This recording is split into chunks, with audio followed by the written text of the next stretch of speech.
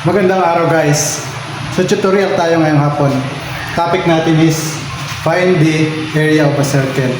So for example guys, yung measure ng circle natin is 3 meter. Radius siya. Galing sa gitna, papunta dito sa dulo. So anong formula ang gagamitin natin?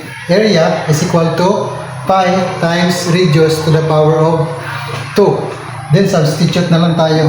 So area, yung pi natin, equivalent siya sa 3.14 times natin sa radius natin na 3 meter to the power of 2.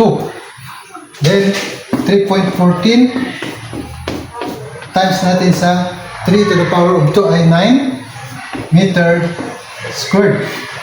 Then 3.14 times 9, times natin 3.14 times 9. 6, 3, 9 times 1 ay 9, plus 3, 12. Carry 1, 9 times 3, 27, plus 1, 28. Dito may dalawang decimal.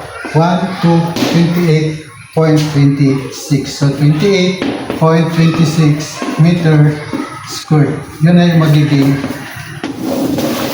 area natin guys. So ganun lang po dali.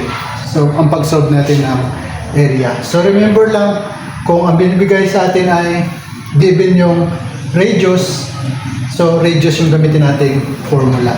Pero kung ang given sa atin ay diameter, diameter yung gamitin nating formula. So ganun lang po kadali yung pag-solve sa area ng isang circle guys.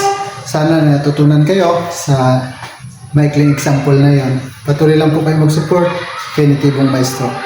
Salamat po.